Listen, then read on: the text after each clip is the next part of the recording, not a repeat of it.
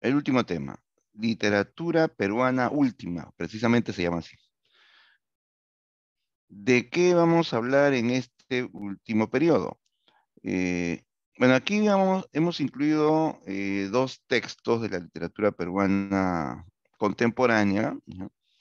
Eh, una es la obra Conversación en la Catedral, de Mario Vargas Llosa, y también vamos a añadir aquí el caso de un narrador andino, eh, que también perteneció a la generación de 60, igual que Vargas Llosa, el escritor Edgardo Martínez, o Edgardo Rivera Martínez, autor de El Ángel de Ocongate, ¿ya? Bien, entonces son dos autores, dos textos que vamos a analizar en clase. Bien, comencemos chicos con la etapa o con la segunda parte, ¿no? De la narrativa de Vargas Llosa. Ya la semana pasada habíamos hablado de La ciudad de los perros, ¿sí? Hoy vamos a hablar de otra gran novela de Mario Vargas Llosa, ¿sí? La novela Conversación en la Catedral. Ya, ya, entonces, pero antes de proseguir, recordemos cómo era la narrativa de Mario Vargas Llosa, ¿no? Que caracterizaba la narrativa de Vargas Llosa. Eh, Tú recordarás que Mario Vargas Llosa fue un escritor neorrealista, o es, ¿no? Un escritor neorrealista. O sea, él va a continuar esta tendencia del realismo urbano, el tema de la ciudad con estilo realista, ¿no?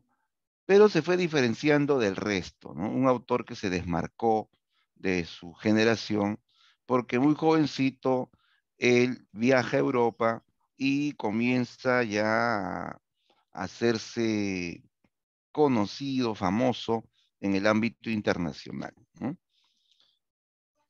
¿Cuáles son las características? A ver, recordando, ¿ah? Ahí están características de la narrativa de Vargas Llosa. Su obra es realista, ¿ya? Es realista, la cual dice se basa en una realidad imaginada, o sea, eh, sobre la base de un hecho real, una vivencia, un recuerdo, un hecho histórico también, él crea una ficción que, a pesar de ser ficción, es muy creíble, ¿no? Ya ten en cuenta que ficción es un trabajo de creación, ¿no? Ese trabajo de creación puede ser creíble o puede ser increíble. En este caso es creíble, ¿ya? Es creíble. Todas sus obras tienen ese carácter realista, pero no significa que eso que él cuenta haya sucedido tal cual en la vida real, ¿no? ¿No? Por más realista, por más histórico que sea, no deja de ser ficción. Pero esa realidad imaginada es creíble, ¿ya? Creíble. Por poner un ejemplito, ¿no? En su primera etapa él escribió, aparte de La ciudad de los perros, escribió la novela Los cachorros, ¿no? ¿Han oído, chicos, de Los cachorros? Es una novela cortita, la lees en un par de horas. Es novela, pero es corta, ¿no? Eh, que trata la historia de alumnos del Colegio Champañá de Miraflores y un trágico accidente. Un alumno nuevo que va al colegio, ¿no? Apellidado Cuellar, ¿no? Que rápidamente se integra al grupo, era chancón, le gustaba jugar pelota también, ¿ya?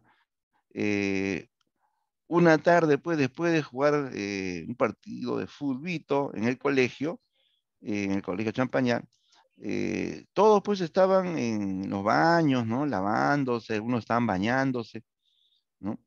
Y resulta que se libera el perro guardián del colegio, que era un gran danés llamado Judas, ¿no? Y que era así, pues bravo, y mayormente lo tenían encadenado, pues, ¿no? Ese día no se sabe cómo ese perro se soltó. Y eh, los alumnos, pues ese día lo habían estado molestando, incluso les tiraban piedras y todo, ¿no? Ese perro se soltó y va hacia las duchas del colegio. Cuando los alumnos lo vieron, todos salieron corriendo, ¿no? El único que se quedó ahí petrificado de miedo fue el alumno Cuellar, ¿no? Cuellar, que tiembla al ver al perrazo que se le acercaba, ¿no? El perro huele su miedo y se le avienta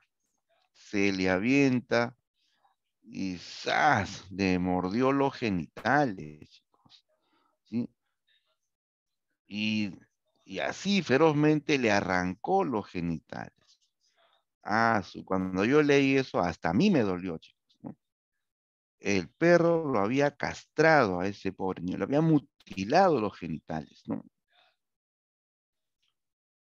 Desde entonces a ese niño lo van a marcar con un apodo, ¿no? Desde ahí le llamarían Pichulita Cuellar, ¿no? Y no solamente es este apodo burlón, sino que este niño va a ir sufriendo una serie pues, de, de problemas psicológicos, físicos y psicológicos, ¿no? Este niño tiene un padre machista que le prohíbe hablar del tema, ¿no? Que se avergüenza de lo que le ha pasado a su hijo, ¿no? Eh, y en el colegio peor, pues, ¿no? Sabes que en el colegio a veces eh, hay alumnos que son crueles, pues, ¿no? Sí, que se burlan, ¿no? Que molestan, ¿no? Y así fue, pues a este chico lo insultaban, le hacían bromas pesadas, lo marginaban, ¿no?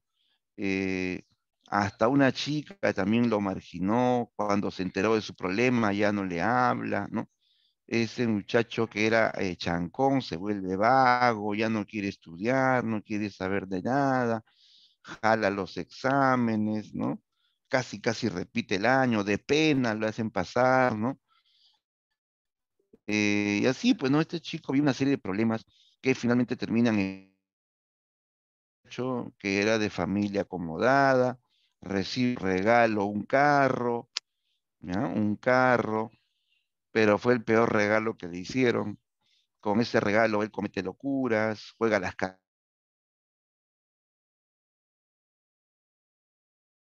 maneja ebrio por la curva de Pasamayo, ¿no? ¿No? ¿Conocen esa zona, chicos? Pasamayo, la curva de Pasamayo, le llaman la curva del diablo, le llaman. Allí Cuellar se desbarrancó con todo y auto, ¿no? Entonces, una historia de frustración, es una historia eh, donde se habla de una mutilación, ¿no? Pero aquí, si analizamos, chicos, esto es una crítica, pues, ¿no? A la sociedad peruana también. El chico sufre, según la trama, pues una doble castración. Doble. Primero lo castra el perro y luego lo castra la sociedad peruana. Porque desgraciadamente en una sociedad machista como la nuestra, ser castrado era pues como dejar de ser hombre. Y él sufrió humillaciones, ¿no? Entonces esa historia, chicos, la narra el autor de tal modo pues que uno termina creyendo que eso sucedió. Obviamente es una ficción, ¿no? Pero que tiene base real, ¿no? ¿Ya? El autor se basó en una noticia que él había leído, un accidente de un niño que fue atacado por un perro en el norte del Perú, ¿no? Claro, él lo lleva pues a Lima, le da un contexto diferente, pero basándose en algo que sucedió, ¿no? Bien, entonces es realista, ¿ya? Es realista. Lo que le pasó a Cuellar le puede pasar a cualquiera, ¿sí o no? Claro, ¿no? Bien, ¿qué más? Aparte de ser realista, Vargas Llosa es un autor eh, de la narrativa vanguardista, ¿ya? Usa esas técnicas que se forjaron, sobre todo de europea y norteamericana, ¿ya? ¿Cuáles son las técnicas? Ahí están principales técnicas empleadas por Vargas Llosa, múltiples perspectivas. O sea, en una novela van a haber varios narradores. El narrador no es el autor, ¿no? El narrador es la voz que cuenta, que habla dentro del texto. En este caso van a haber varios narradores, ¿no? Los personajes mismos se vuelven narradores y cada uno desde su punto de vista, ¿no? Pues hay múltiples perspectivas del narrador, ¿no? También Mario Vargas Llosa usa el monólogo. La técnica ya la hemos mencionado varias veces, ¿no? El monólogo que lo introdujo Ulises allá en Europa. Esto va a ser América, ¿no? Con la técnica del monólogo podemos ingresar al pensamiento del personaje. O sea, ya no se narra, sino el propio personaje, ¿no? Digamos que habla consigo mismo o se pone a pensar y nosotros vamos a leer lo que está pensando el personaje. Pero es un libre fluir, ¿eh? O sea, sin que lo controle el narrador, ¿no? El personaje comienza a pensar, ¿ya? Y nosotros vamos a leer lo que está pensando el personaje. Ese es el monólogo interior. No es que habla en voz alta, no es que habla a alguien, simplemente está pensando y tú lees lo que está pensando. ¿Listo? ¿Qué más? Vargas Llosa también rompe la linealidad del relato, o sea, su narración no sigue un orden lógico, él altera más bien el orden lógico y cronológico. Para eso usa diferentes recursos, ¿no? Usa el flashback, usa el raconto, usa simplemente la narración in media res, o sea, comienza por la mitad o comienza por un punto intermedio, luego lógico, ¿no? Los vasos comunicantes, otra técnica muy empleada por Vargas Llosa, que consiste en enlazar varias historias en diferentes tiempos y lugares a través de un personaje en común o a través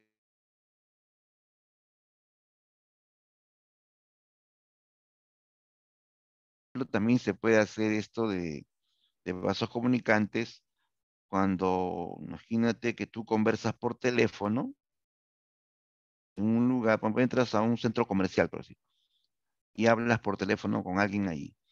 Y el narrador va a contar lo que está pasando en el centro comercial y lo que están conversando. Cuenta las dos cosas. Entonces ahí el vaso comunicante sería el lugar común, ¿no? Porque esto ocurre en el centro comercial, ¿no? Y el personaje que está en el centro comercial está hablando con otra persona a través del teléfono. Entonces, hay como dos historias, pero que están relacionadas, que están conectadas, ¿no? La idea es esa, ¿no? Enlazar varias historias que se dan en diferentes tiempos o espacios a través de un personaje en común, ¿no? Eh, Otra técnica, la caja china, que es incluir una historia dentro de otra historia. ¿Sí? ¿Correcto? Un relato dentro de otro. Y por último, creo por favor apaguemos el micro para que...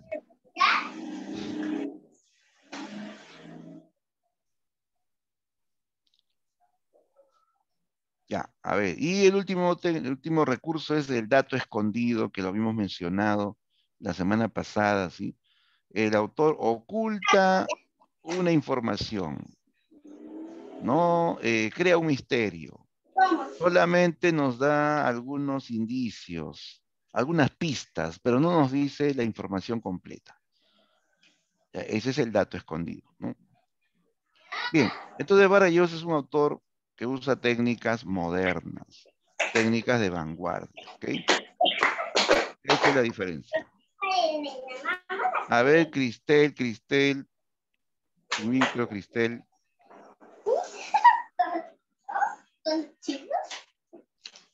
A ver quién le pasa la voz a Cristel, que tiene su número. Dejó su micro prendido, se escucha todo.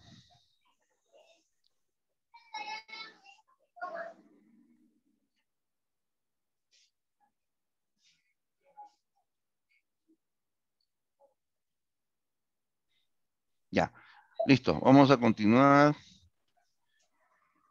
Y entonces hemos recordado ahí características de Vargas Llosa, de la narrativa de Vargas Llosa. Y ahora sí, hablemos de su obra Conversación en la Catedral.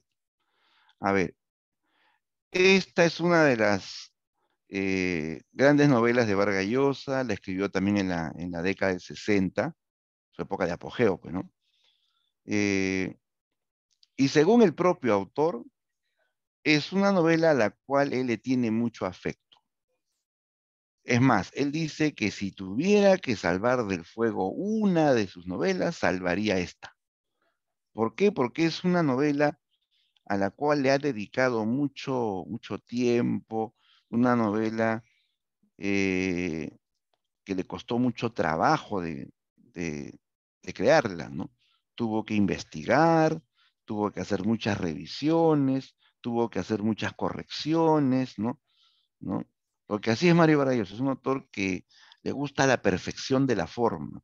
Corrige, vuelve a corregir, lo vuelve a pulir hasta que le salga, pues, eh, digamos, casi perfecto, ¿no? Entonces, esta es una novela muy apreciada por el propio autor, ¿no? Veamos el análisis de la obra. Conversación en la Catedral es una novela, ¿ya? Por lo tanto, pertenece al género épico, ¿correcto? Es una novela de, de carácter, digamos, político, de cuestionamiento político, de crítica política, porque aquí se critica un tipo de gobierno, chicos, ¿sí? Se critica a un gobierno autoritario, un gobierno que no permite oposición, un gobierno donde no hay libertad de expresión, ¿ya? Donde por criticar, por protestar, eh, te persiguen, te encarcelan y hasta te torturan, ¿no? ¿Cómo se llaman esos gobiernos, chicos? ¿Ah? ¿Cómo se llaman esos gobiernos donde no hay libertad de expresión, donde todo el poder está en una sola persona? Así es, bien dice, dictaduras, ¿no? Que es algo con lo que América ha convivido durante mucho tiempo, ¿no? Las dictaduras, que no solamente se han dado en el Perú, se han dado en Argentina, en Chile, ¿no? En Venezuela, en Colombia, en Bolivia, en fin, ¿no? Hemos convivido con dictaduras, ¿no? ¿Sí? Y han habido pues dictaduras feroces, ¿no? Donde han habido pues cientos, hasta miles de desaparecidos, ¿no? ¿No? Por ser opositores a ese tipo de régimen, ¿no? Y entonces es una novela de cuestionamiento político, hace una crítica a una dictadura en el Perú, la dictadura que se dio en el Perú en la década del 50. Tú ya sabes quién gobernaba el Perú en los años 50. A ver, díganlo chicos, ¿quién gobernaba el Perú en la década del 50? Fue un militar, ¿no? Que gobernó 8 años. Ya lo conoces. Así es, Cristian Odría, ¿no? Aquí se critica la dictadura de Odría, de Manuel Odría, ¿sí? Que toma el poder, ¿no? Es más, por historia habrás escuchado que en las elecciones, ¿no? Solamente habían dos candidatos, ¿no? Y el otro competidor fue encarcelado por orden de Odría. O sea, él fue el único candidato, ¿no? Prácticamente se puso en el poder, ¿no? Y comienza un gobierno que duraría 8 años, ¿no? Ahora, el gobierno de Odría tuvo cosas positivas y cosas negativas, ¿no? Lo positivo que hizo obras de modernización en Lima, ¿no? Los hospitales, los colegios, el Estadio Nacional, edificios para ministerios, ¿no? Pero, todo eso pues va de la mano también de aspectos negativos, ¿no? Claro, hacían inversiones, correcto, obras, correcto, pero había malversación de fondos, ¿no? Se inflaban los costos, ¿no? Como suelen hacer, pues, como han hecho otros gobiernos también, ¿no? Que algo que costaba, por decir, 1 millón, Decían, no, costó 5 millones. Obviamente ahí hay pues eh, todo pues un sistema de corrupción, ¿no? Claro, así es, José Andrés, corrupción, pues, ¿no?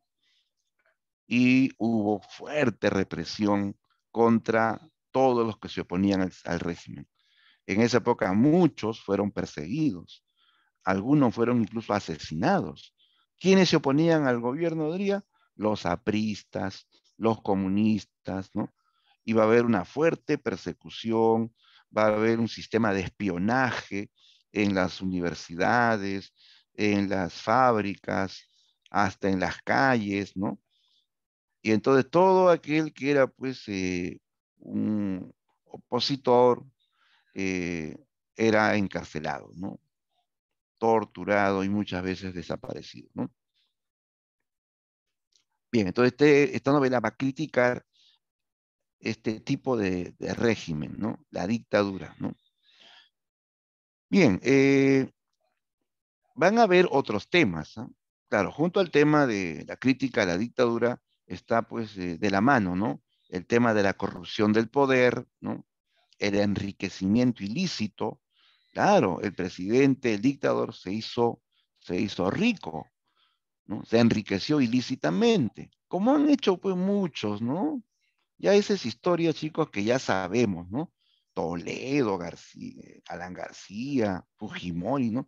Se han enriquecido ilícitamente, ¿no?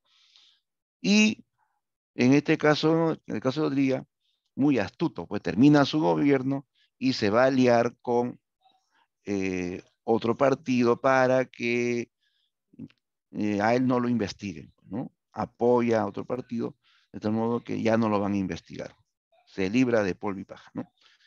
También se habla de los ideales políticos juveniles. Claro, en esta época, los jóvenes, sobre todo universitarios, movidos por ideales, pues, de libertad, ¿no? De democracia, ¿no?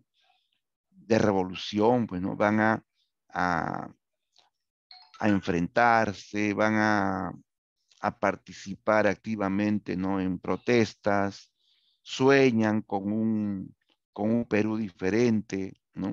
Un Perú donde haya justicia para todos. Esos ideales van a ser violentamente aplastados, ¿no? ¿No? Con persecución, con encarcelamiento, ¿no? O sea, se habla de la frustración de los jóvenes que querían cambiar al Perú, ¿no? También se habla de la hipocresía moral de los sectores sociales dominantes, ¿ya? Básicamente se refiere a esos grandes empresarios que hay en el Perú, que se sienten dueños del Perú, y también a los militares, que es otro sistema de poder en el Perú, ¿no? ¿Ya? Ambos dicen que van a trabajar en favor de todos los peruanos. ¿Será cierto eso? ¿No? Pues en la realidad, ¿no? Más bien se ve lo contrario. Trabajan en favor de sí mismos para lograr beneficios a sí mismos, ¿no? Entonces dicen una cosa y hacen otra. Por eso se habla de hipocresía moral, ¿no? Y por último, otro tema que se va a visualizar en esta novela son las relaciones conflictivas entre hijo y padre. Sí, aquí el protagonista es un joven idealista, es un joven que tiene un pensamiento crítico, ¿no? Sabe la realidad del país, ¿no? Cuestiona, ¿no? Y se entera que su padre está del lado del gobierno, que su padre está metido en esta red de corrupción, ¿no? De en la época de Odría, ¿no? Entonces, por eso va a haber conflicto entre padre e hijo, ¿no? Porque tienen ideales políticos totalmente opuestos, ¿no? ¿Ya? Bien, ahora, el título, ojo, el título no te vaya a confundir. Conversación en la catedral, ¿no? Eh, tiene una explicación primero, ¿no? Se dice conversación porque esta novela se basa en una conversación. una conversación, un diálogo entre dos personajes, ¿no? Santiago Zavala, que es un joven periodista, ¿no? Que eh, dejó los estudios o no culminó los estudios en San Marcos, ¿no?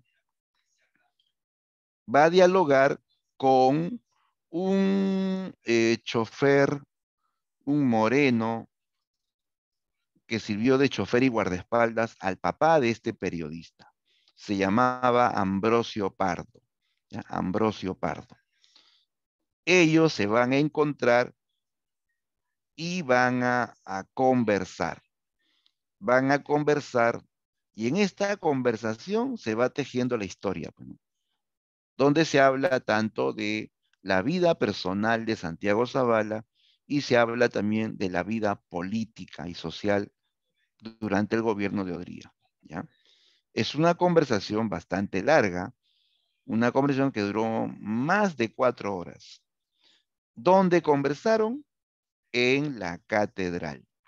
La catedral, ojo, no es una iglesia, no es un templo sagrado, ¿no?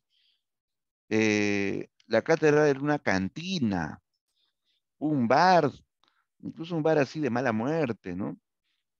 Donde acudían de todo, pues habían algunos que eran periodistas, eh, aficionados a la literatura, pero también habían algunos así, gente de mal vivir, también iban a este bar, pues, ¿no?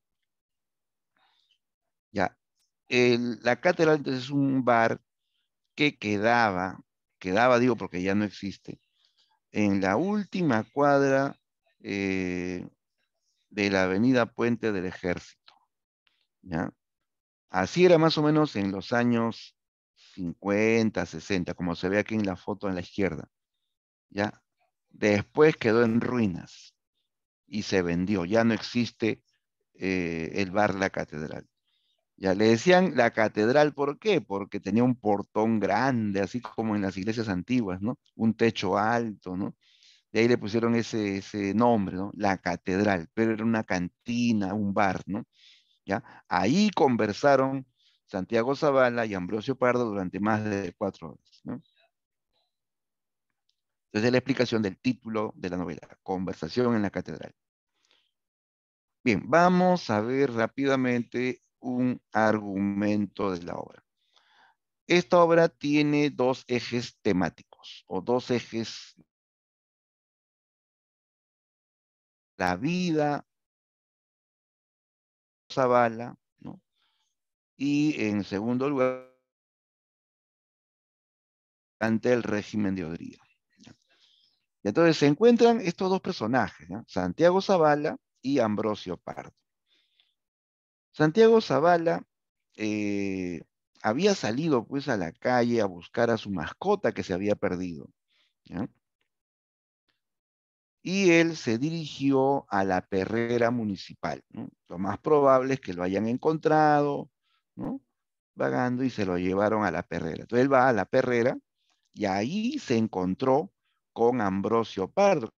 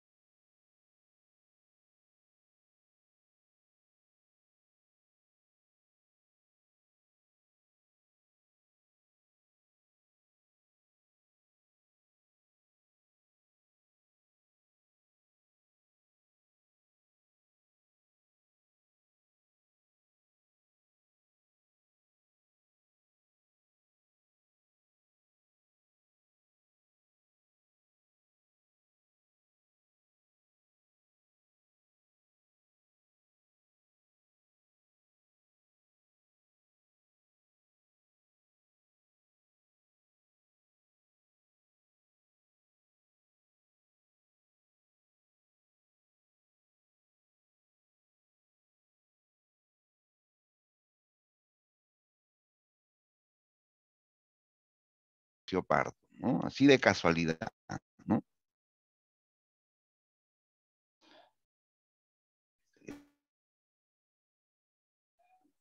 Lo queda mirando, pues ¿no? Le dice Niño Santiago, le dice así, Niño Santiago, porque él lo conocía desde que era un niño, y aparte como era de una familia acomodada, siempre le dijo así, pues, niño, Niño Santiago.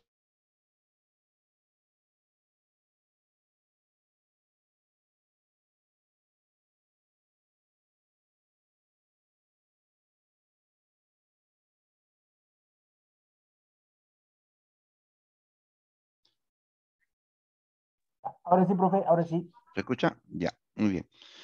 Ya, sigamos entonces. Ya, pues entonces él le dice, vamos a conversar, le dice, no, estoy ocupado, ¿no? Tengo que regresar, le dijo, ¿no? Solamente será un momento, ¿no? Ya, pues ¿dónde? Por acá, le dice, hay un bar, le dice, ¿no? Se llama La Catedral. Ya, pues llegaron a ese lugar y comenzaron a conversar. Ambrosio le pregunta, ¿qué ha sido de su vida, niño Santiago? Le dijo. Y Santiago comienza pues a contarle, ¿no? Sobre cosas que le han pasado en esos años, ¿no? Aquí nos enteramos, a través de esta conversación, que Santiago viene de una familia pues acomodada, vive en Miraflores, su padre es un empresario, ¿ya? Su padre se llama Fermín Zavala, un próspero empresario dueño de una compañía constructora, ¿ya? Que durante el gobierno de Odría se encargó de construir varios colegios y hospitales, ¿ya? Pero en esas obras, pues él se enriqueció también ilícitamente. Además, era dueño de una cadena de farmacias, de laboratorios, ¿no? ¿Ya? Era un hombre adinerado, ¿no? ¿Ya? Eh, tenía hermanos, ¿no? Eh, tenía una vida cómoda, ¿no? Hasta que comienza, pues, este chico a enterarse de los trabajos de su padre, comienza a enterarse de que él trabajaba para el gobierno de Odría, ¿no? ¿No? Respaldaba el gobierno de Odría. Él decía que era el mejor gobierno que había tenido el Perú, ¿no? En cambio, Santiago Zavala, que era un chico que ya desde adolescente tenía pensamiento crítico, que él le gustaba investigar, ya sabía varias cosas de la realidad, pues, ¿no? Él dice lo contrario, no, Odría es un dictador, ¿no? Odría es corrupto, le dice, ¿no? Entonces comienzan a haber discusiones entre padre y el hijo sobre temas políticos, ¿no? Viene la etapa en que Santiago tiene que estudiar en la universidad, ¿ya? Su padre dice, vas a ir a la católica, ¿no? Pero Santiago dijo, no, papá, yo quiero estudiar en San Marcos. Pero yo puedo pagarte la católica, le dijo. No, no, yo quiero ir a San Marcos, ¿no? La católica me recuerda a mi colegio de curas, les dice, ¿no? Yo quiero ir a San Marcos. Y así comenzó un lío por el tema de la universidad, pues, ¿no?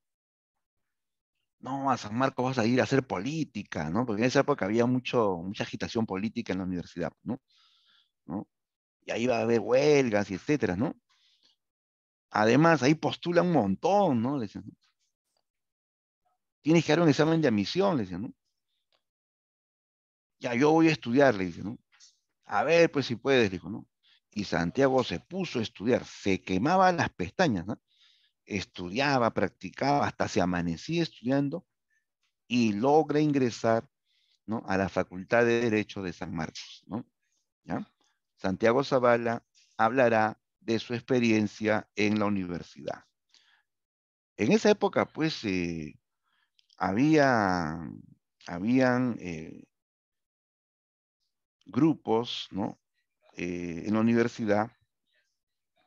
Hay de todo, pues, chicos, ¿no? Hay chicos que se dedican de lleno a estudiar, otros, pues, van a participar en ciertas federaciones, ciertos grupos estudiantiles, ¿no? Entonces, Santiago Zavala entra a estudiar Derecho, ¿ya? Comienzan sus clases, todo normal, ¿no? Hasta que una alumna propone hacer un grupo de estudio, ¿no? Un grupo de estudio. Ya, pues se ponen a estudiar de pronto esa chica propone estudiar otras cosas también, ¿no? Comienzan a debatir sobre los problemas del país, sobre los apristas, sobre los comunistas, sobre la derecha, en fin, ¿no?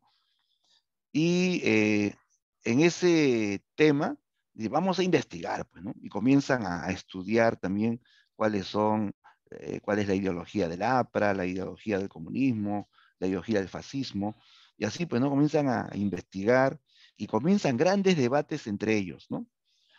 Al final, ellos van a formar una célula, ¿no? De carácter comunista, ¿no?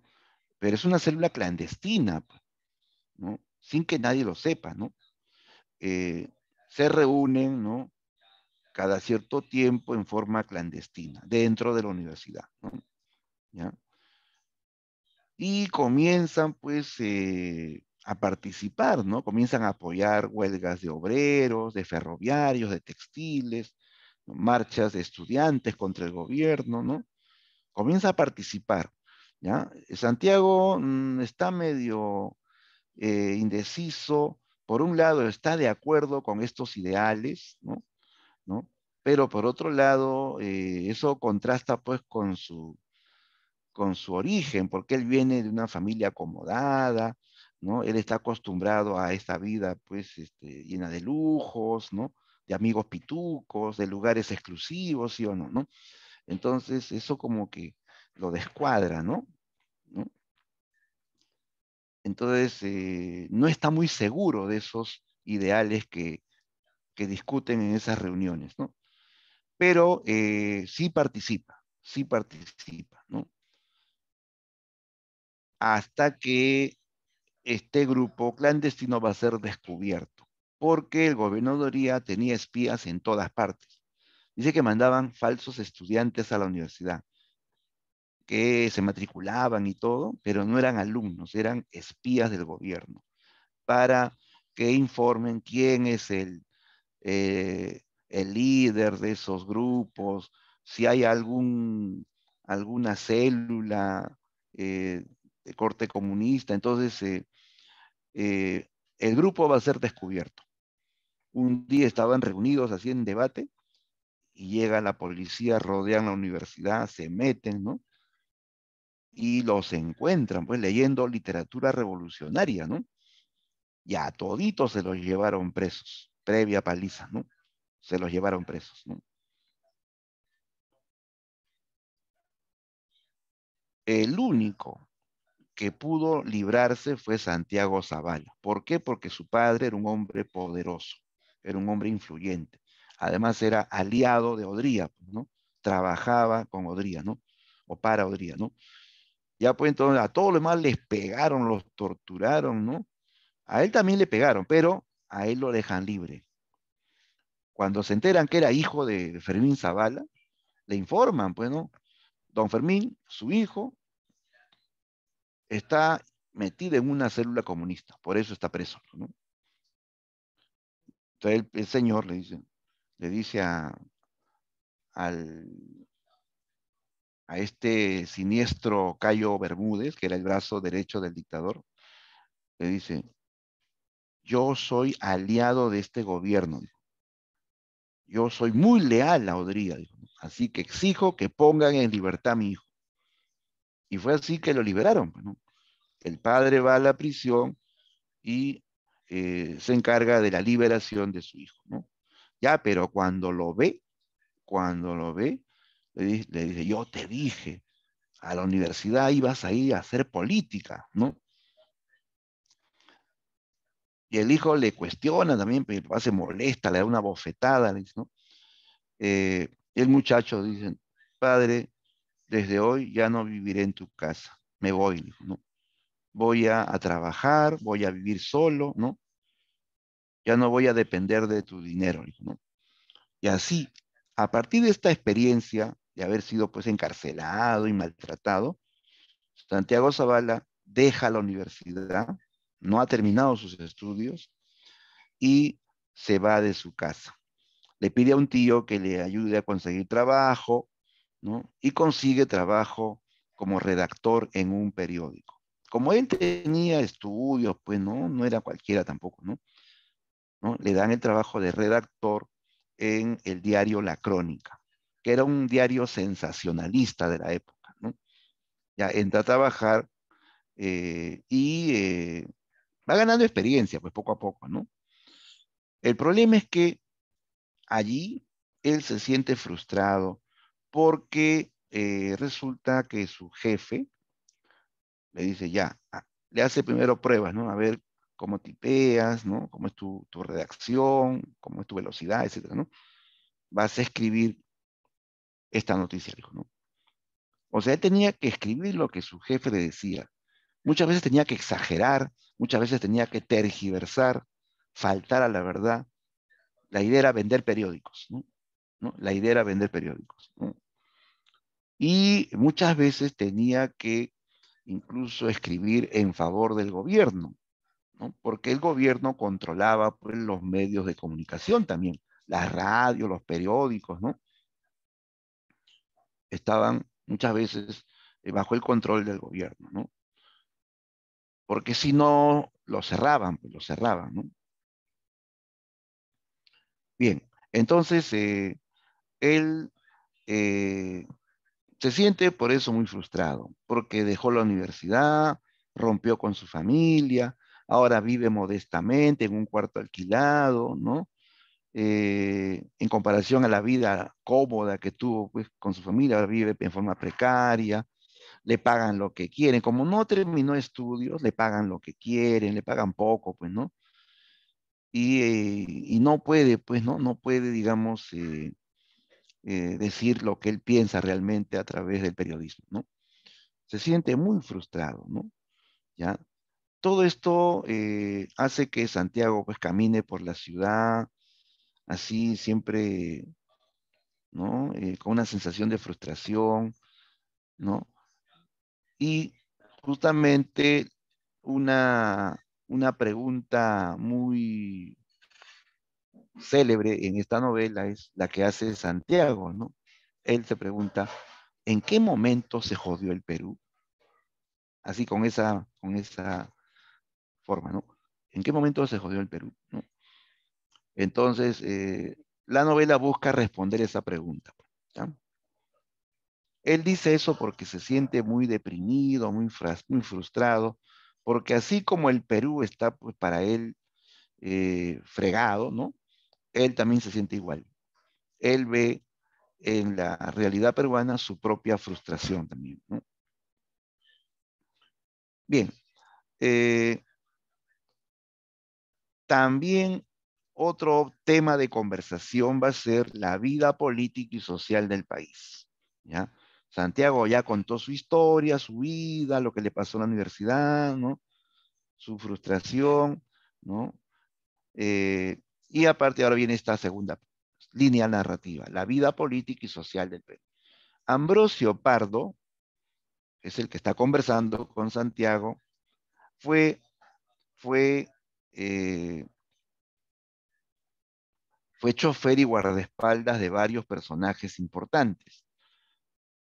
Primero fue chofer y guardaespaldas de un personaje siniestro en esta novela, llamado Cayo Bermúdez. Cayo Bermúdez.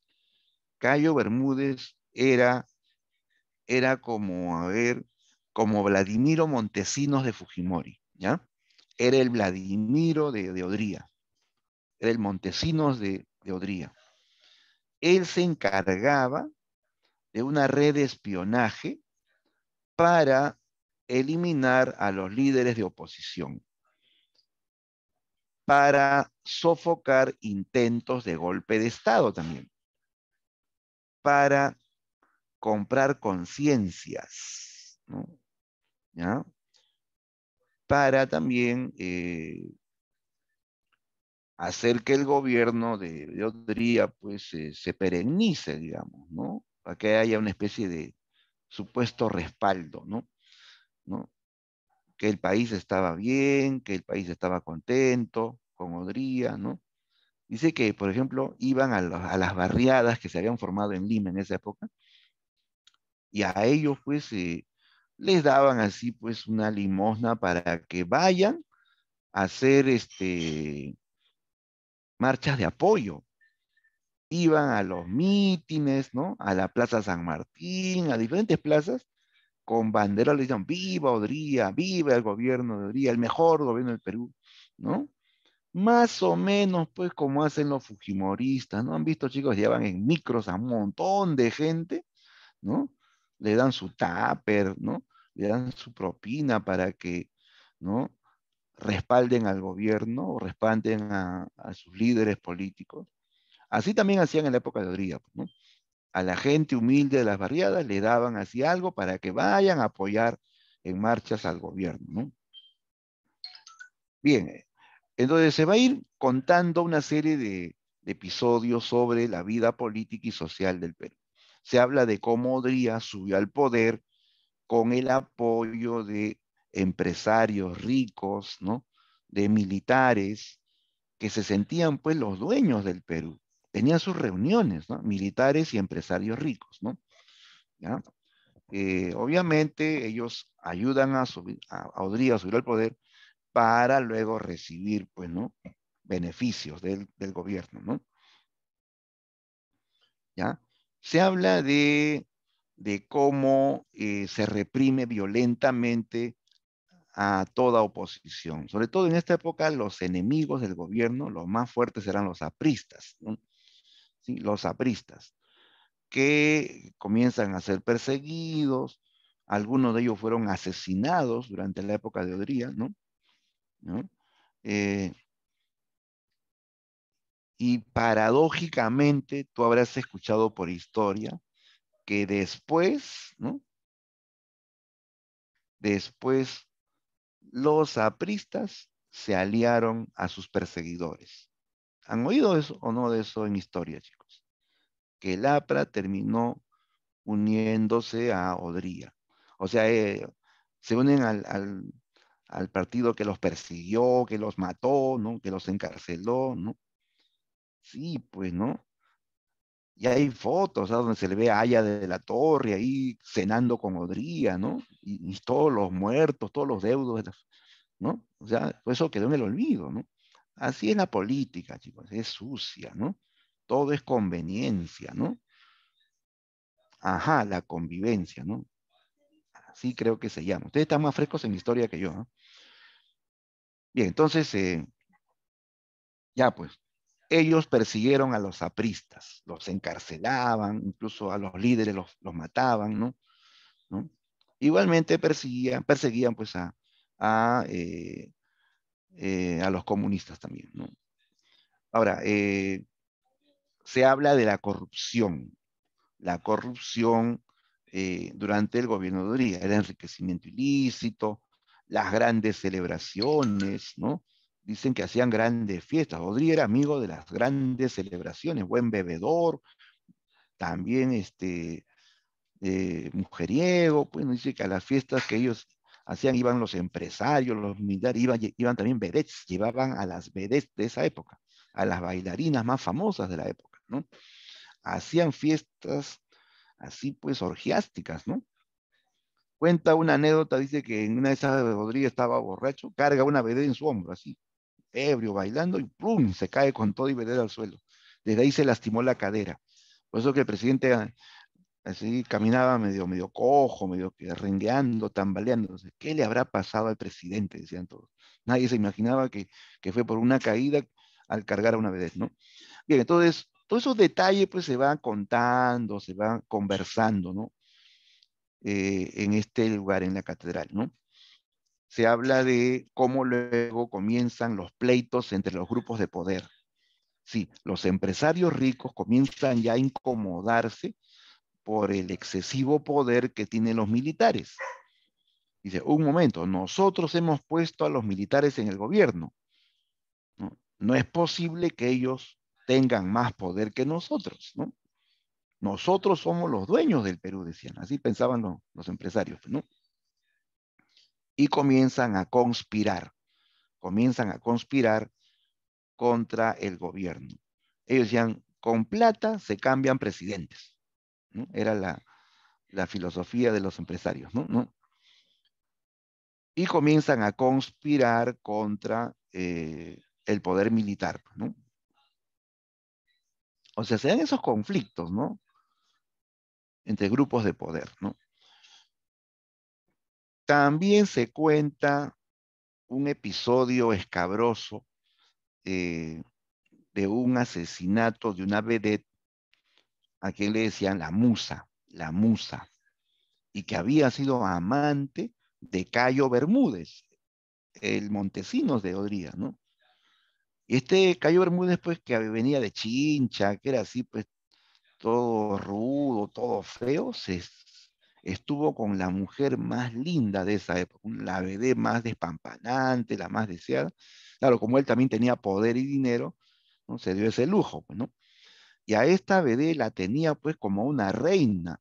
Le alquilaba las casas de playa, le compraba joyas y vestidos, le cumplía todos sus caprichos, pues, ¿no? ¿Ya? Eh, ya, pues, y todos la conocían a esta mujer, ¿no? Como la, la pareja de Cayo Bermúdez, ¿no? Incluso ellos participaban en fiestas, en reuniones, ¿no? Se conocían entre todos con el papá de Santiago Zavala, ¿no? Con los empresarios, en fin, ¿no? El asunto es que esta chica fue asesinada, ¿ya? ¿Qué pasa? Que cuando ya comienza a tambalear el gobierno, ¿no? Hubo una revolución en Arequipa, si más no recuerdo, que terminó en masacre, porque el gobierno va a sofocar esta rebelión, intenta sofocarla, ¿no? Cayo Bermúdez ordena la intervención militar y muchos fueron asesinados, pero los arequipeños se alzaron, pues más todavía, ¿no? Y culparon al gobierno y a Cayo Bermúdez de esa masacre de, de personas que protestaban contra el régimen, ¿no? Ya, ahí ya comienza a tambalear el gobierno. A Cayo Bermúdez pues lo sacan del país, porque si no pues iba preso y hasta podrían matarlo, ¿no? Entonces el gobierno lo ayuda a salir del país, claro, le da dinero, vete del país, ¿no? Hasta que esto se olvide. Cayo se va del Perú, ¿ya? Y deja pues a su amante. Y su amante, pues, que no tenía ningún oficio, no había estudiado nada, no, era vividora, pues, ¿no? De Cayo, ¿no? Como Cayo se va, ella lo pierde todo, pues, ¿no? Ya no tenía quien le mantenga, quien le dé los lujos, le cumpla los caprichos. Y la chica esta, pues, poco a poco se fue quedando, pues, así en la calle, ¿no? Y termina trabajando como prostituta, ¿ya? Eh,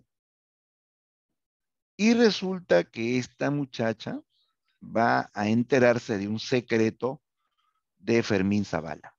Fermín Zavala, próspero empresario, padre de familia, miraflorino, ¿no? Tenía una vida oculta. ¿Sí? Resulta que él tuvo eh,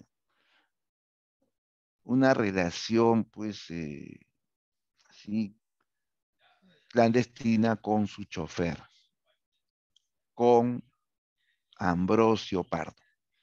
Dice que él lo llevaba a una casa de playa en Ancón y ahí le pagaba a su chofer para que le haga el favor, ¿no?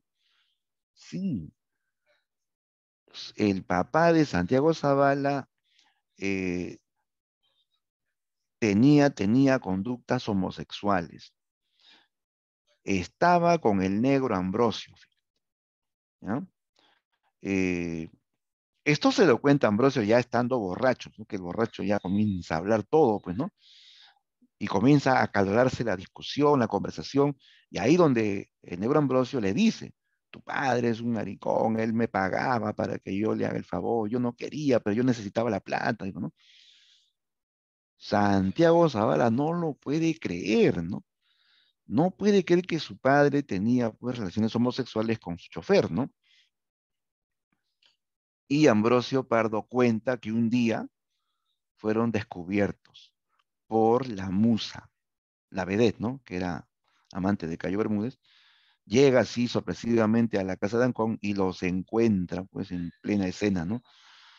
Una escena indescriptible, irreproducible. Ya, pues, y a partir de aquí, esta mujer comienza a chantajear a Fermín Zavala, al papá de Santiago, ¿no? Le pide plata y dice que si no le da, ella le contará a todo el mundo lo que ha visto, ¿no? A su familia, incluso a la prensa, ¿no?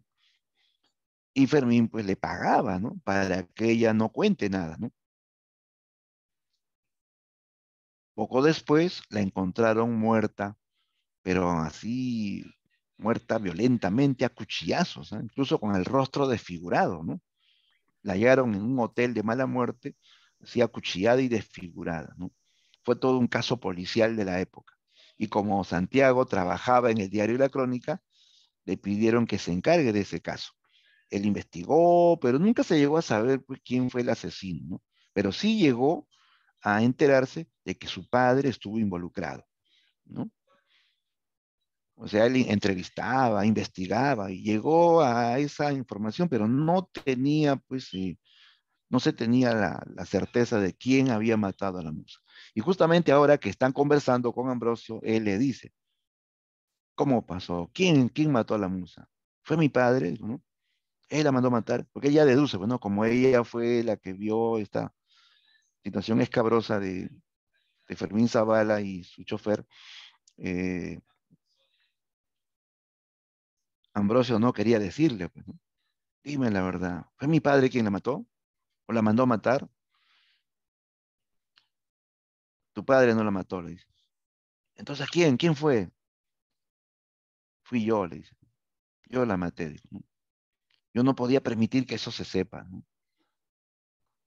Yo la maté, dijo, ¿no? Y le dice, ¿y mi padre te mandó a hacerlo? Eso no te lo voy a decir, dijo, ¿no? Y ahí se insultaron, pelearon, ya estaban borrachos los dos, ¿no? Y Ambrosio se levanta, niega a decirlo y se va. Pero deducimos que así fue, pues, ¿no? Que Fermín Zavala lo había enviado a matar a la musa para que ella no cuente lo que sabía, pues, ¿no? Así se cierra esta larga conversación que duró más de 4 horas en el bar de la catedral, ¿no? Aquí hay dos líneas narrativas. Por un lado, la vida privada de Santiago Zavala y por otro lado, la vida política y social del país durante el gobierno de Odría. Se resaltan mucho las represiones de los militares, ¿no?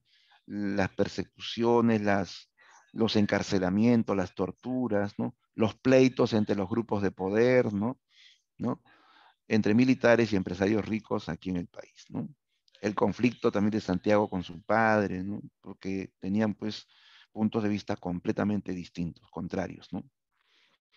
Bien, entonces es una novela muy, muy interesante, es extensa, sí, tiene cerca de 700 páginas, de verdad, no estoy exagerando, es un librazo, ¿no? Pero vale la pena leerlo, chicos, porque hay detalles, ¿no? Hay detalles sobre tanto eh, la época de la dictadura de Odría, como también episodios, pues así, de la vida, ¿no? Íntima del protagonista, Santiago Zavala, ¿no? Bien, ahí está Cayo Bermúdez. En la vida real, Cayo Bermúdez existió, pero no con ese nombre, ¿no? No con ese nombre, ¿no? ¿No? Ahí lo vemos en las fotos, ahí está Odría, acá atrás, detrás siempre, ¿no? En la sombra está este personaje, ¿no? Eh, que en la novela asume el nombre de Cayo Bermúdez, aunque le pusieron también todo el mundo le decía así, ¿no? Porque así era él, dice, porque era un tipo pues detestable, ¿no? Abusaba del poder porque era el brazo derecho de Odría, ¿no? ¿No? Bien, vamos ahora a hablar de otro autor. El otro autor de este tema es el señor, el maestro Edgardo Rivera Martínez, ¿no? ¿Quién fue Edgardo Rivera Martínez? Fue escritor y fue maestro universitario en San Marcos, ¿no? Él se doctoró también en la Universidad La Sorbona de Francia, fue miembro de la Academia Peruana de la Lengua, ¿ya? O sea, todo un intelectual, pues, ¿no? que perteneció a la generación del 60, igual que Vargas Llosa, pero con un estilo completamente diferente. ¿Ya? Él, en el año 82, ganó un concurso de literatura denominado El cuento de las 1000 palabras. ¿Ya? El cuento de las 1000 palabras,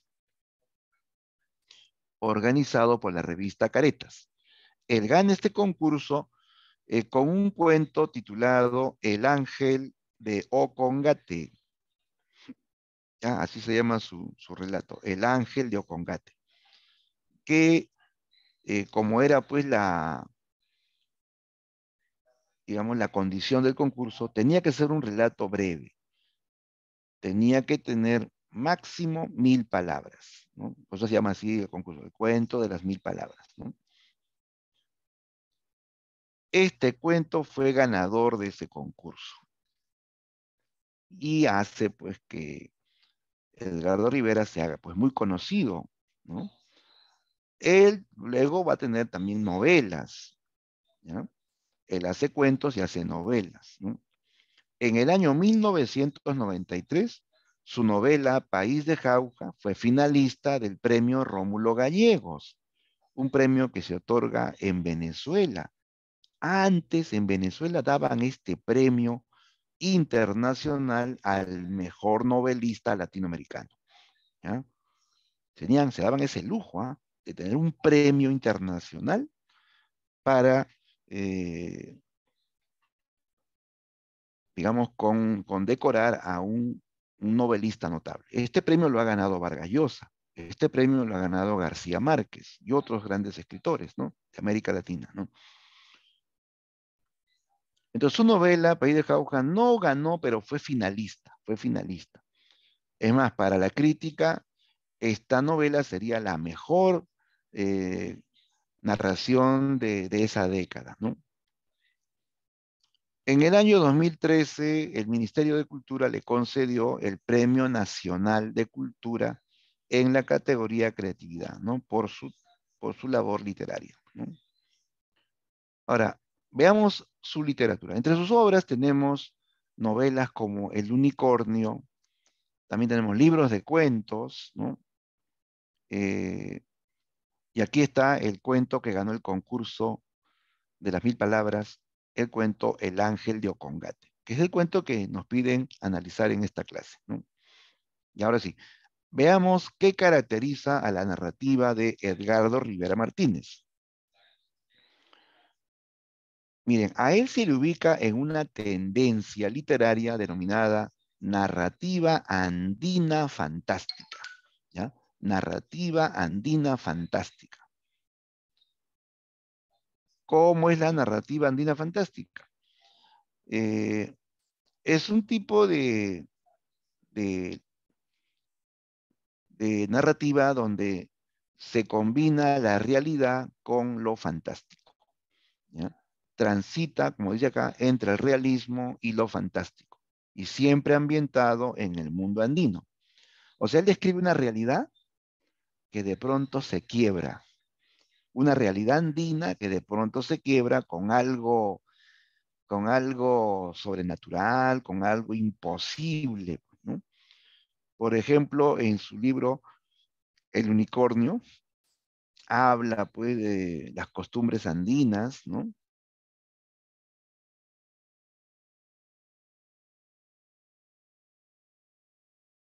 Aparece un unicornio en la sierra peruana.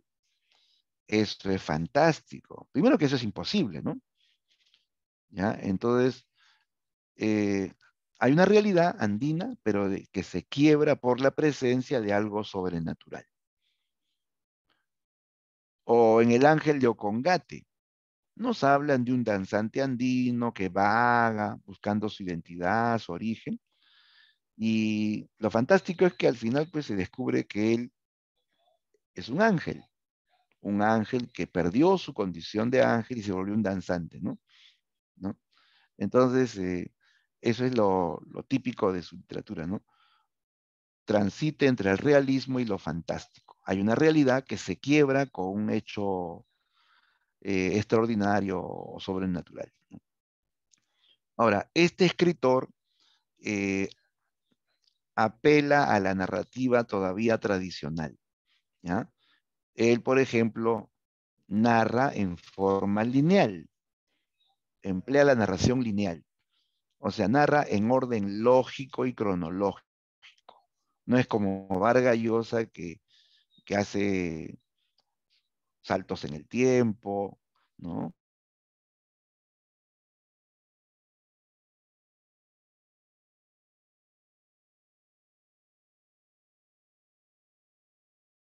Lógico y cronológico, ¿no?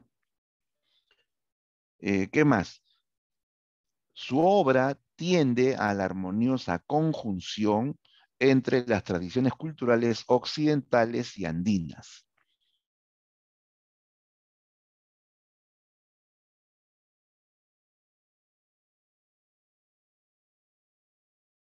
Andino y rechaza lo occidental, no. Al contrario, él hace una armonía entre la tradición cultural occidental traída por los españoles y la tradición cultural andina, a la cual él también respeta muchísimo, ¿no? Porque él también viene del mundo andino, ¿no? Él es de provincia, ¿no? Entonces, en su narrativa hay una suerte de mestizaje,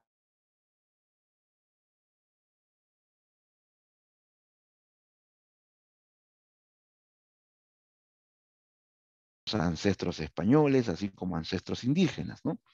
Entonces, él armoniza la tradición cultural occidental y andina. Y se nota en el cuento El Ángel de Ocongate, ¿no? El Ángel de Ocongate habla de un personaje que es un danzante andino, pero que había sido un ángel. El ángel, chicos, es un elemento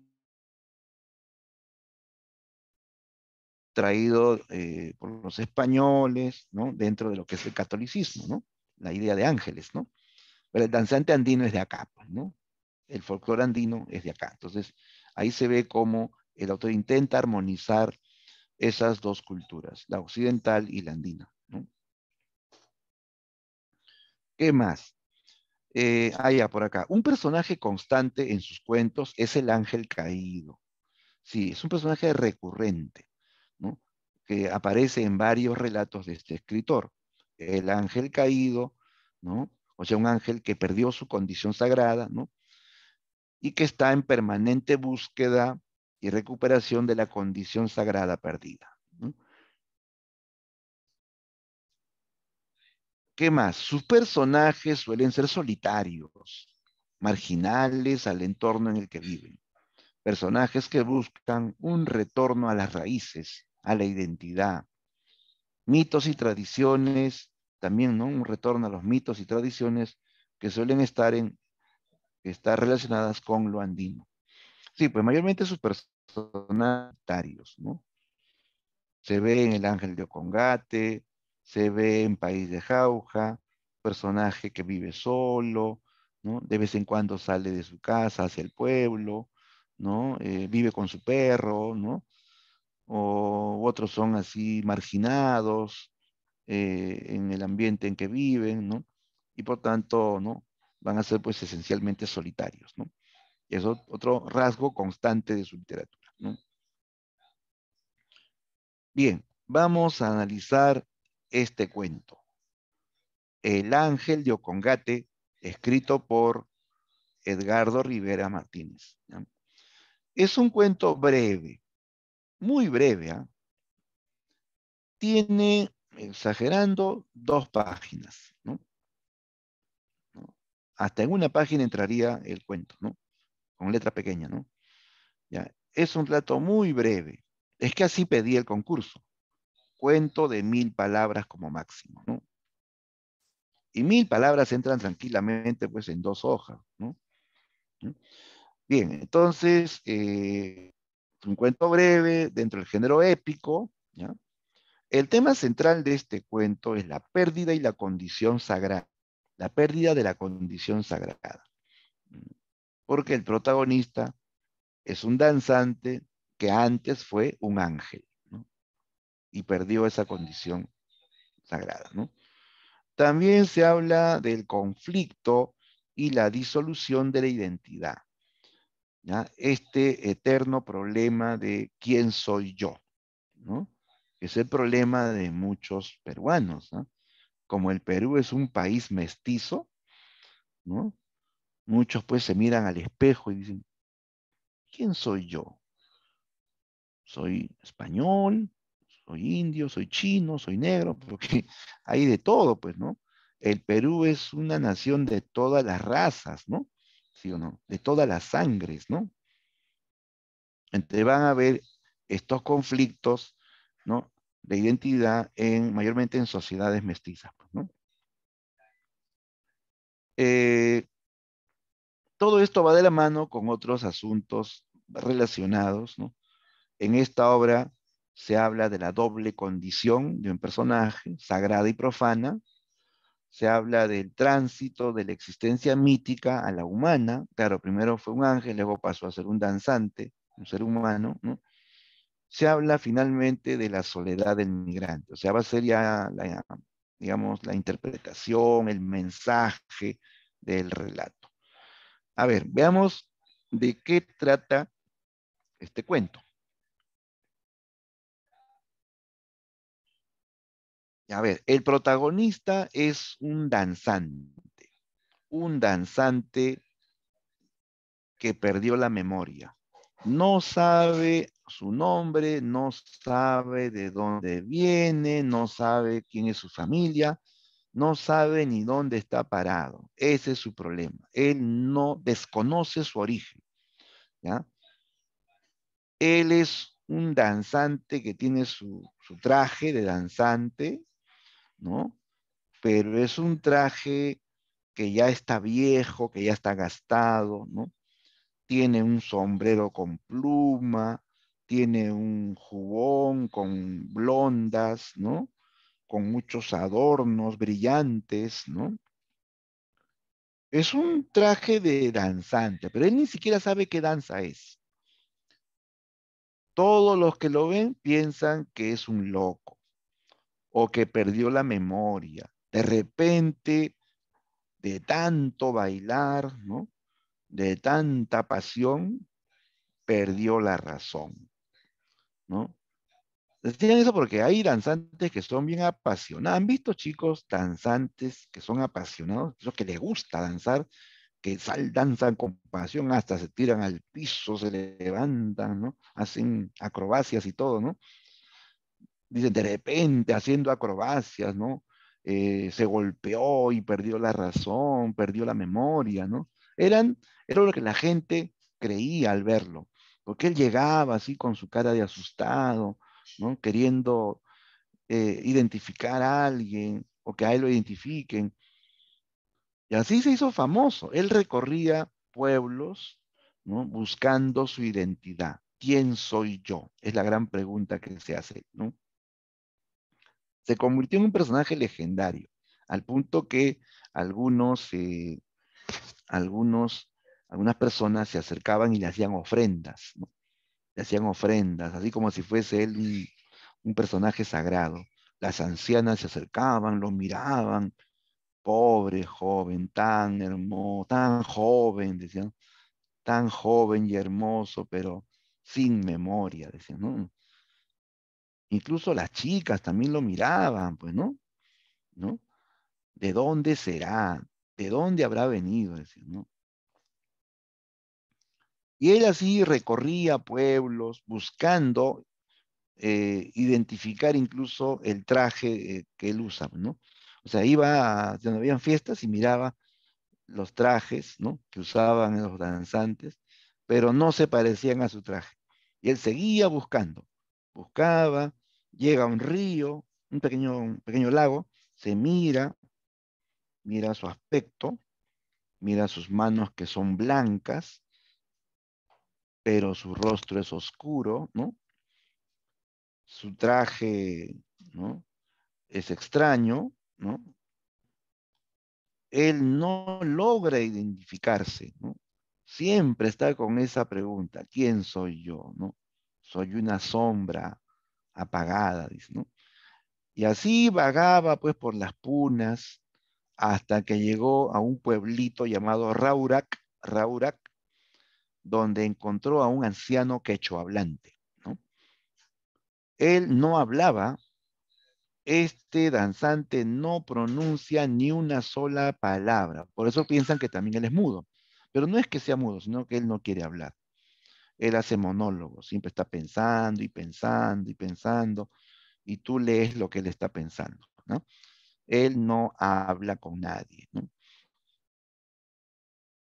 Y entonces dice que llega a este pueblito y el anciano quechohablante medio que lo reconoce. ¿Tú eres el danzante perdido?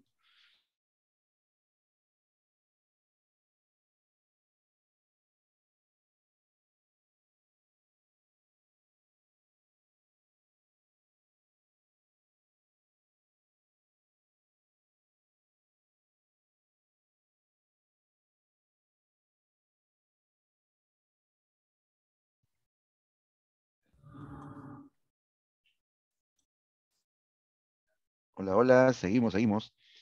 Ya, entonces dice, ve a la meseta de Ocongate. Ya, pues y el danzante avanza, ¿no? Comienza a caminar y caminar unas 2 horas, ¿no? Hasta que llegó a la meseta de Ocongate, ¿ya? Llegó a la meseta de Ocongate. Luego de caminar mucho, pues, ¿no? Así por los Andes solitarios y fríos, ¿no? Llegó a una meseta donde encontró una iglesia, pero una iglesia que había sido en tiempos antaños, pues, una iglesia bonita, con muchas decoraciones, hasta de oro, ¿no? Pero que ahora estaba en ruinas, estaba ya en ruinas.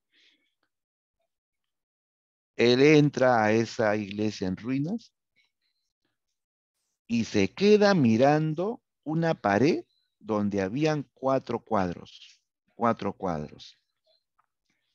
Esos cuadros eran de ángeles, ángeles, ¿no? Que tenían un traje de danzante, ¿no? Eh, y él se queda mirando los 4 cuadros y ve que uno está destruido. Hay uno que está destruido, que él deduce que le ha caído un relámpago y destruye el cuadro, la pintura, pues, ¿no? La pintura, y se ven solamente los bordes, la silueta, ¿no? Pero se nota que es igual a los demás cuadros. O sea, un cuadro de ángel, se ve las alas, se ve ahí al personaje con un traje danzante, y sobre todo él se queda emocionado porque ve que ese traje que usa el ángel es el traje que él mismo usa. Se mira, se compara, mira y se compara, mira todo lo que él tiene y es igualito a lo que está en el cuadro, ¿no? Entonces él ahí llega a la conclusión de que él salió de ese cuadro destruido, que por alguna razón este ángel fue castigado, dejó de ser ángel, ¿no? Y cae un rayo sobre esta pintura y el que era ángel se sale del cuadro y se convierte en un danzante andino, ¿no? Y él dice, yo fui un ángel, pero ¿por qué dejé de serlo? ¿Qué delito cometí? Él no sabe, nunca lo sabré, ¿no? Entonces se descubre al final del cuento, ¿ah? Que este danzante fue un ángel, que había estado en un cuadro, que le cayó un relámpago y él se convirtió en danzante andino, ¿no?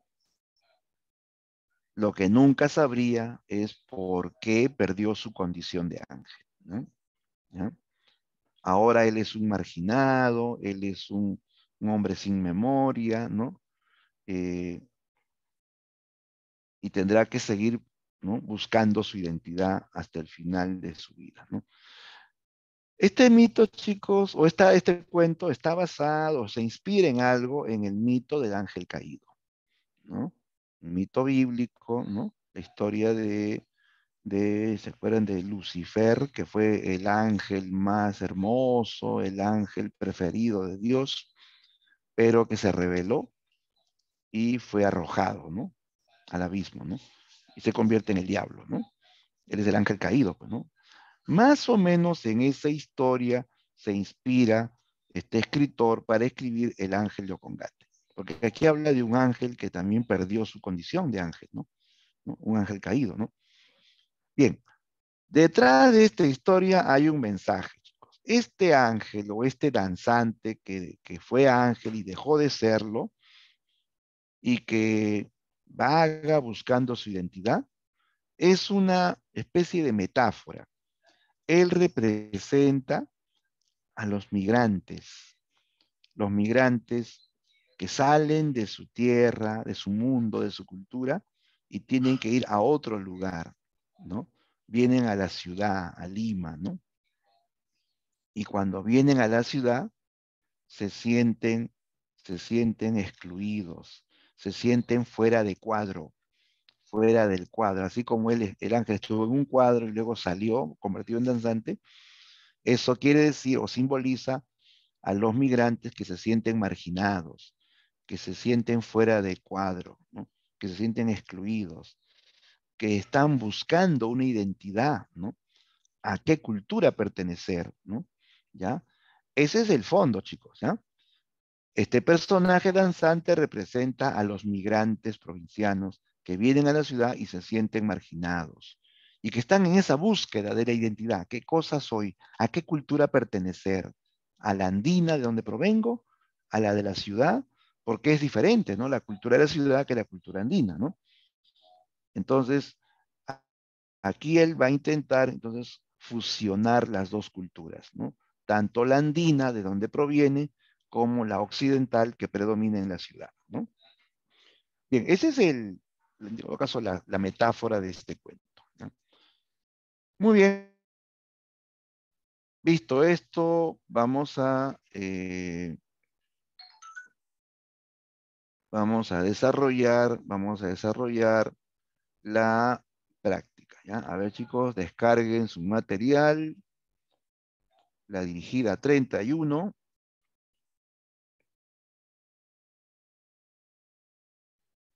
¿ya? Dirigida 31.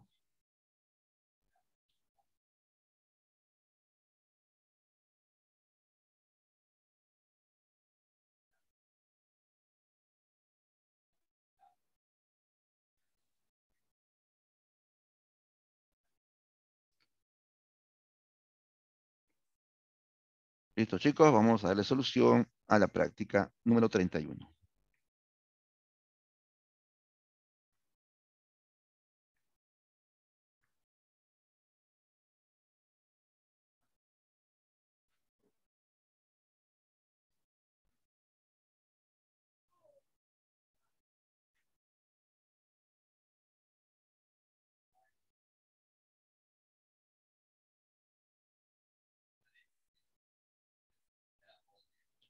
Listo, listos. A ver, voy a compartir el material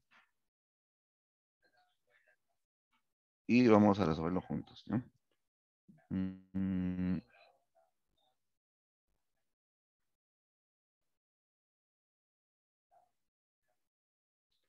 ya, ahora sí, ahí está. Bien, chicos, se ve en la pantalla la práctica, Sí, profe. tema 31. ¿Sí, no? Ya, listo. Vamos a resolver. Ya, sobre narrativa peruana última. Comenzamos con esta pregunta sobre conversación en la catedral. Ya, a ver, leamos el texto. Me están pidiendo la alternativa correcta respecto al texto de conversación en la catedral.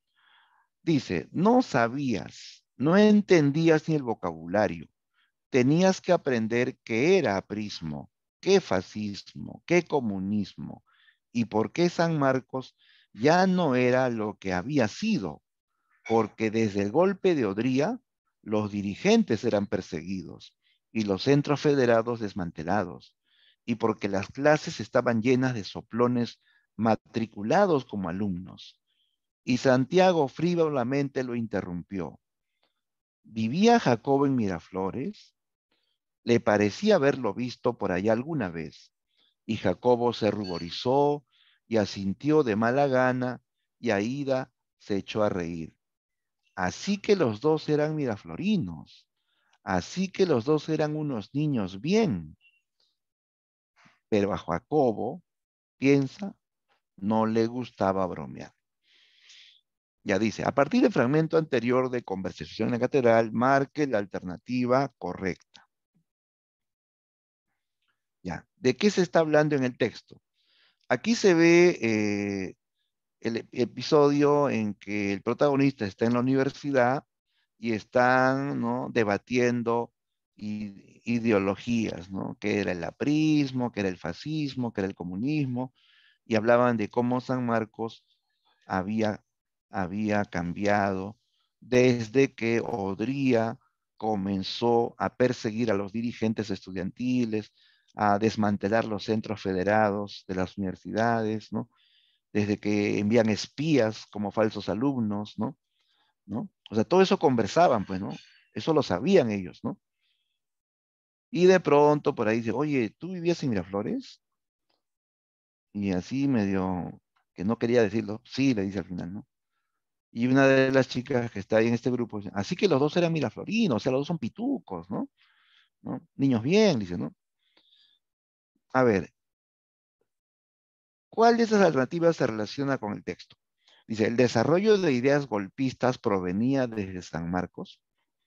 En realidad no, estos chicos no están pensando un golpe de Estado, ellos son estudiantes, pues ellos solamente quieren protestar, quieren hacer sentir su voz, sueñan, ¿no? Con un país diferente, ¿no? ¿No? Un país libre, donde haya justicia, pues, ¿no? La B, la represión como mecanismo de dominación del gobierno corrupto. Ah, mira, aquí nos dicen que desde el golpe de Odría persiguen a los dirigentes estudiantiles, desmantelan centros federados, meten a la universidad falsos alumnos como espías, ¿no? ¿No? Obviamente van a denunciar y alumnos van a ser detenidos y muchos se van a asustar, obvio, ¿no? Es como una amenaza.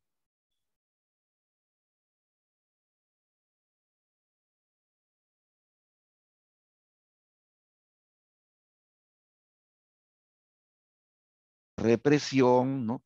Persecución, encarcelamiento, miedo, para que nadie pues se oponga, nadie critique, nadie esté en desacuerdo con el gobierno, ¿no? Eso sí se menciona acá, o sea, usa esos mecanismos de represión, ¿no? Para, ¿no? Dominar, ¿no? Para tener poder, pues, ¿no? La C dice represión como herramienta de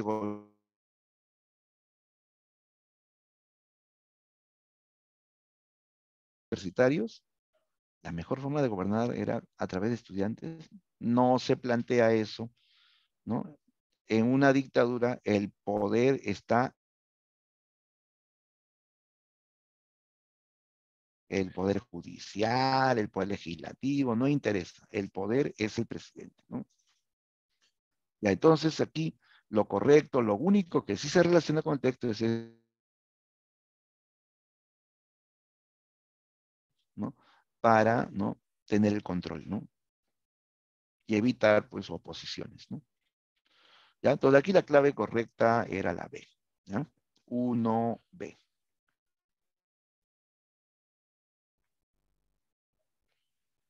Ya, a ver, veamos la pregunta 2.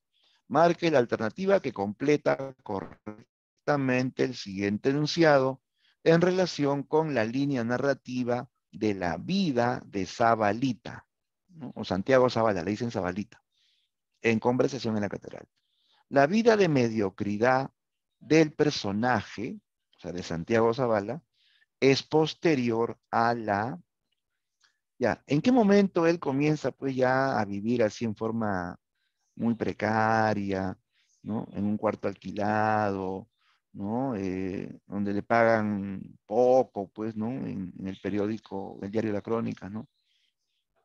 A ver, ¿qué dicen, chicos? cuál de estas opciones tiene que ver con esta nueva etapa de la vida de Santiago marcada por la mediocridad, ¿no? A ver, un minuto para pensarlo. Lean bien las opciones.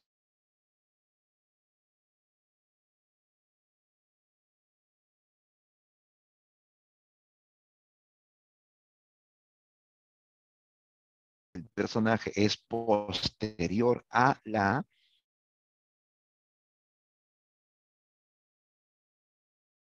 Ten en cuenta este contexto de posterior, ¿eh? O sea, después de que él va a llevar esa vida de mediocridad.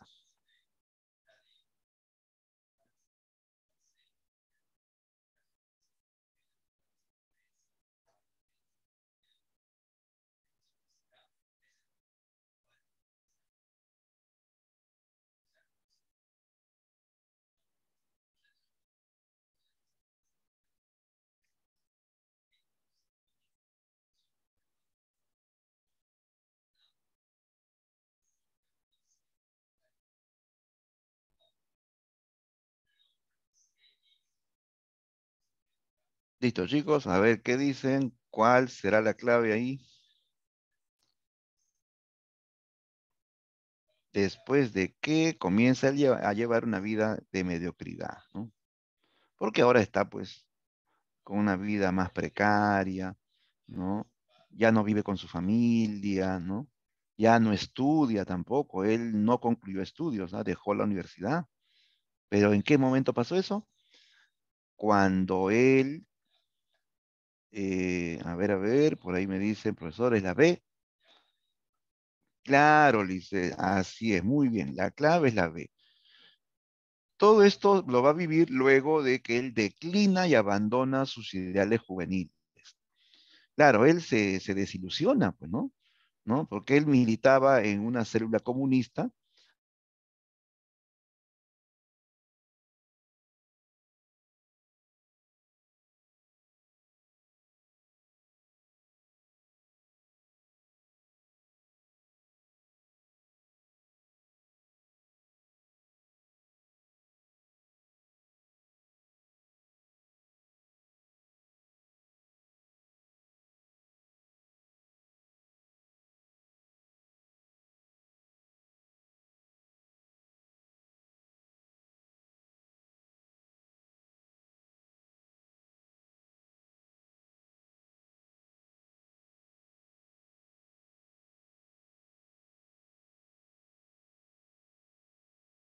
Entonces, a ver, asociemos la idea.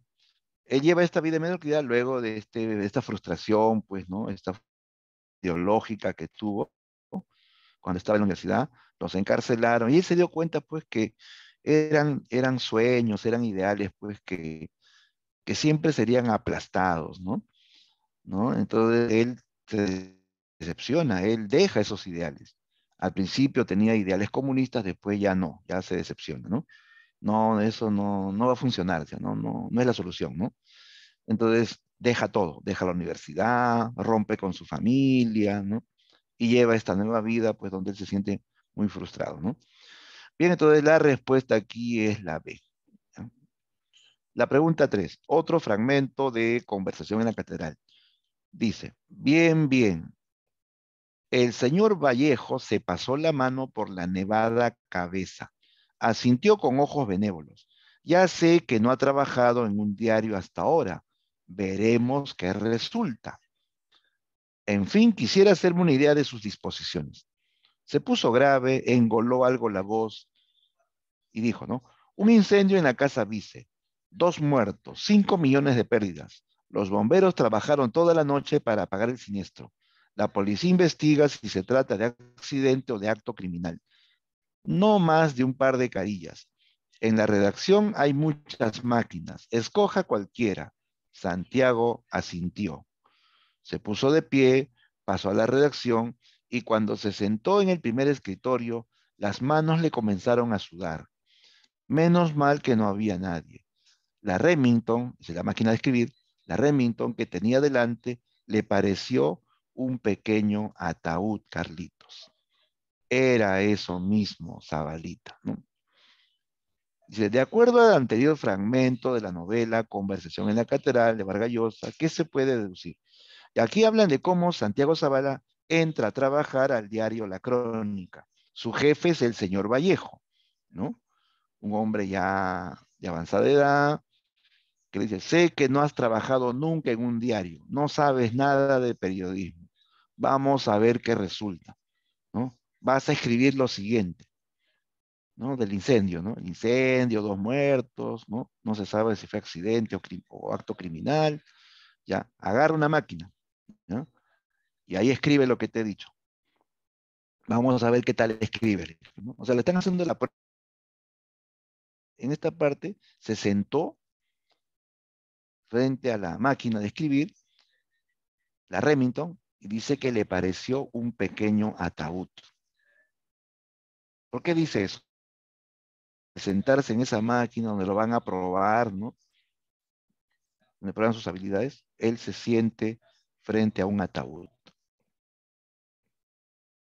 O sea, hay un mensaje, ¿no? Esto de que se siente como que está frente a su ataúd, ¿no? Se nota ahí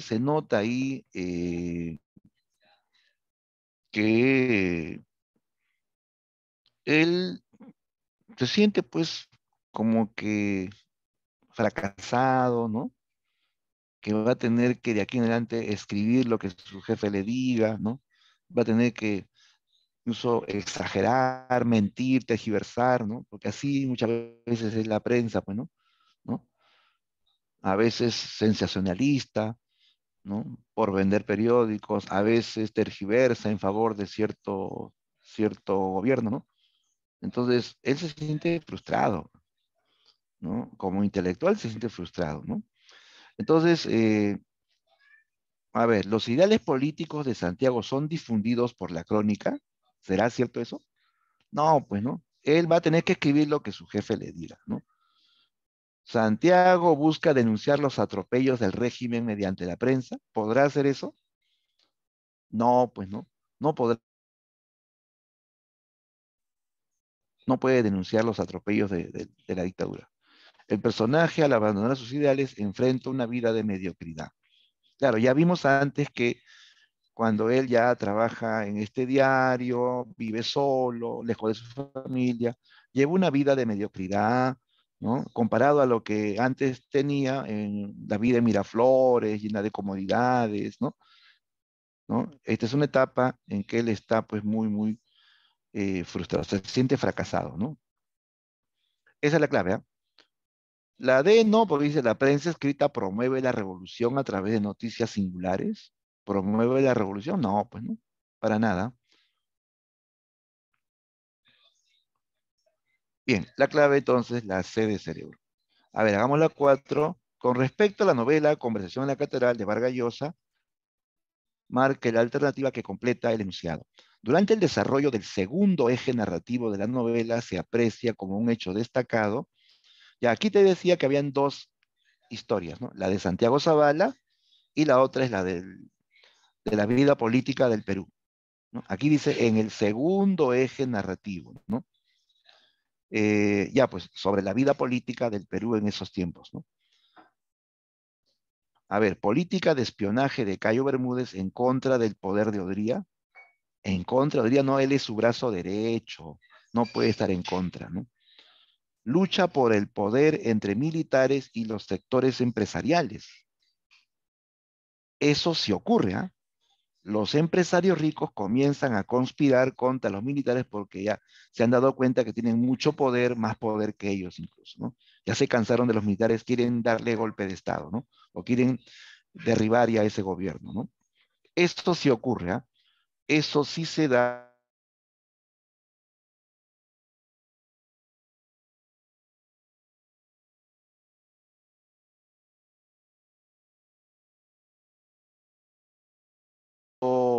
eje narrativo, ¿no? Sobre la vida política, ¿no? Me están preguntando por el segundo eje narrativo. El segundo eje narrativo es la vida social y política en el Perú. Ya ve, pregunta sobre Edgardo Rivera. Dice, respecto a la cuentística de Edgardo Rivera Martínez, marque la afirmación correcta. Solo una es correcta.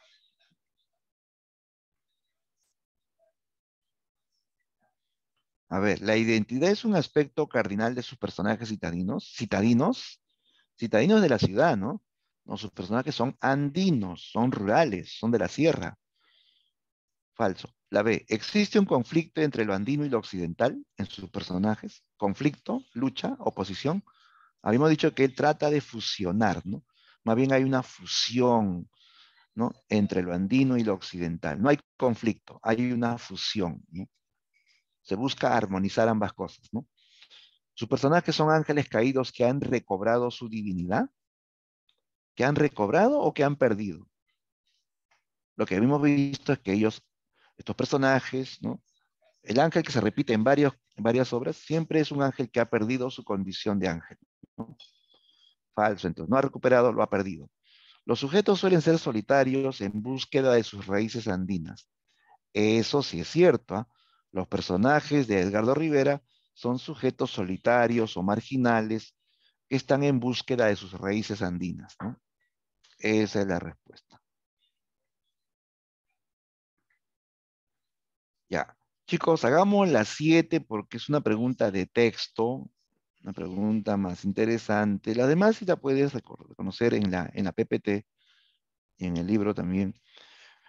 Hagamos las 7, ¿ya? Dice, y si a pesar de todo era verdad aquello, si realmente fui danzante y olvidé todo, si alguna vez tuve un nombre, una casa, una familia, inquieto me acercaba a los manantiales y me observaba, tan cetrino mi rostro, oscuro, ¿no? Y velado siempre por un halo fúnebre, idéntico siempre a mí mismo, en su adustez, en su hermetismo. No, no podía responder esas preguntas. Y era vano asimismo encontrar una justificación para unas manos tan blancas y un hablar que no es de misti ni de campesino, y más inútil aún tratar de contestar a la interrogación fundamental. ¿Quién soy entonces? Ya, el personaje danzante, ¿no? Está preguntándose a sí mismo, ¿no? Dice que se mira en un manantial y ve su rostro cetrino, triste, fúnebre, pero también ve sus manos blancas y su modo de hablar no es de misti, o sea, no es de un gran señor, tampoco es de campesino que habla simple, ¿no? ¿Quién soy yo? Él no logra responder esta pregunta, ¿no? A ver, dice, en su constitución reconoce una sólida identidad occidental, ¿no? Él no define su identidad todavía, sigue buscando, sigue preguntándose, ¿no?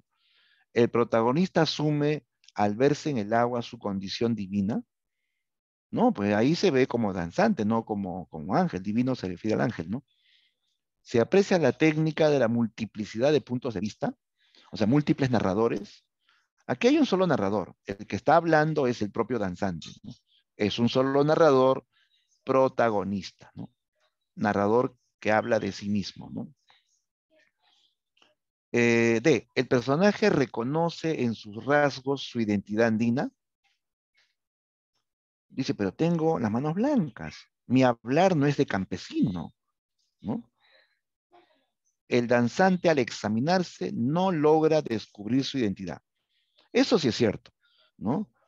Ve su rostro más oscuro, sus manos blancas, su hablar no es de campesino, tampoco de gran señor, ¿no? No logra, a pesar que se mire en el agua, en el manantial, no logra descubrir su identidad. Sigue preguntándose quién, no haya respuesta, ¿no? Este es un tema clave de este cuento, ¿no? La búsqueda de la identidad, ¿de acuerdo? Ya, bien chicos, ya para no pasarnos de la hora, ya corresponde hacer el temático, ¿ya? Entonces pasemos rápidamente al temático número 7.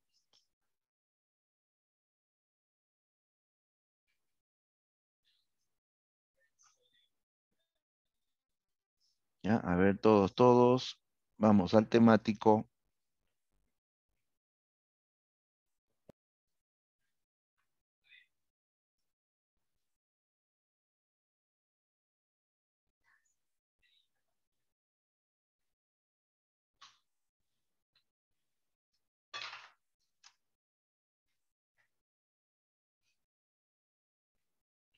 A ver, ¿alguien ya entró? A ver, confírmame si está habilitado.